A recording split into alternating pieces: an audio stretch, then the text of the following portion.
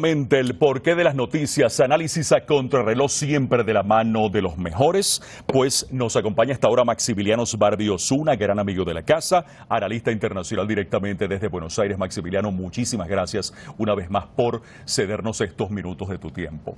Maximiliano, ¿eres optimista o no eres optimista en cuanto a que se cumplan los acuerdos alcanzados en México entre gobierno y oposición venezolanos que fueron puestos sobre la mesa una vez más en Bogotá y que pasan por la eliminación de las sanciones unilaterales impuestas por Estados Unidos y sus aliados europeos, además de liberar nada más y nada menos que 3.200 millones de dólares represados en el exterior? Esto como exigencia del gobierno del presidente Maduro para reanudar los diálogos con el sector opositor venezolano. Ojo, esto no es una petición de último minuto, este es el compromiso que la oposición firmó con el gobierno venezolano y el gobierno venezolano ha estado y está a la espera de que estos compromisos se cumplan. Maximiliano, bienvenido.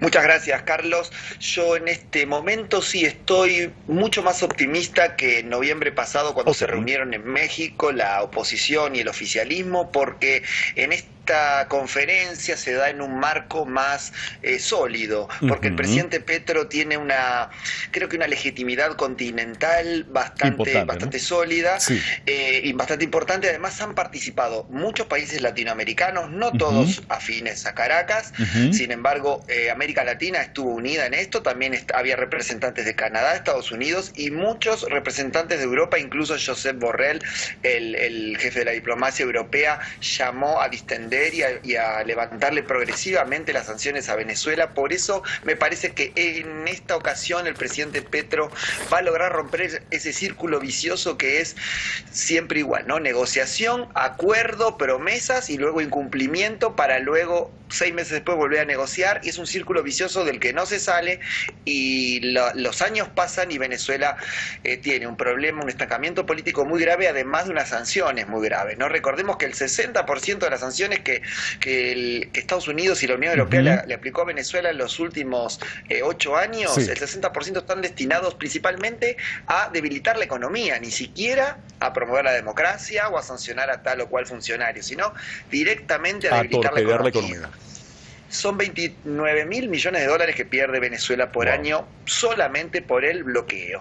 Así que el presidente Petro está, fogoneando que Venezuela vuelva al sistema interamericano de derechos humanos y que se vayan levantando las sanciones progresivamente, pero también que haya elecciones libres, algo que a partir de 2015 el sistema político venezolano comenzó a estar un poco viciado, y no precisamente por lo que señala la oposición, sino por una multiplicidad de factores internos y externos que no permite el normal desarrollo de la democracia en Venezuela, y no es solamente la culpa del oficialismo, por supuesto. Fíjate una cosa, que quería entrar precisamente en el tema de las elecciones, Maximiliano, porque fíjate que las elecciones en Venezuela, pautadas para celebrarse el próximo año 2024, pues te quería consultar en base a lo que nos vienes definiendo. ¿Afectaría la no reanudación de los diálogos por el no cumplimiento de los acuerdos prometidos por la oposición hacia el gobierno venezolano con la celebración de unas elecciones libres en el país bolivariano, donde siempre, y ahí sí me permito diferir un poquito contigo, donde siempre han sido libres a pesar de las diferencias con una oposición radical y golpista que ha imperado en el país? Yo pienso que elecciones libres en 2024 habría que darlas por descontado, serían seguras como siempre. ¿Qué opinas al respecto?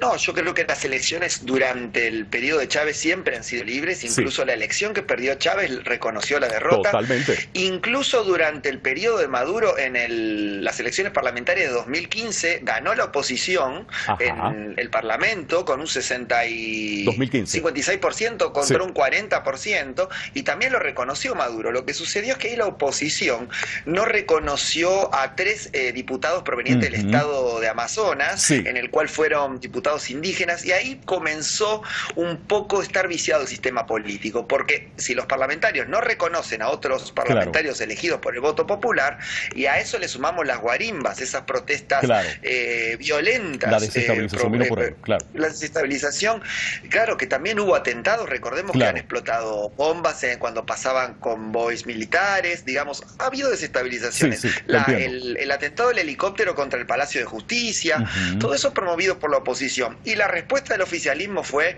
algo que para mí es cuestionable, que es la disolución de la Asamblea Nacional y el reemplazo por la Asamblea Constituyente. Es algo que se atribuyó el poder legislativo, pero ya estaba viciado el sistema político. Y recordemos que la oposición, tanto la moderada como la no moderada, porque en Bogotá lo que participó es la plataforma unitaria, que es la oposición más dialoguista. La otra parte está María Corina Machado, hay otros opositores bastante radicales que no quieren diálogo.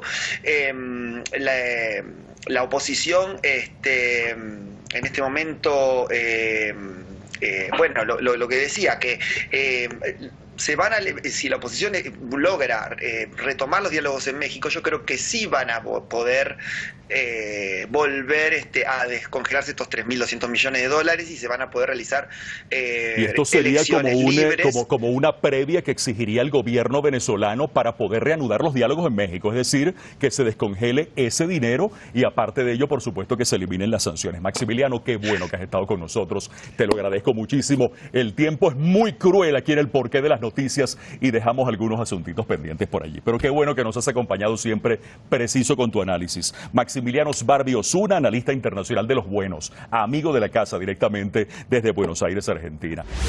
Y nosotros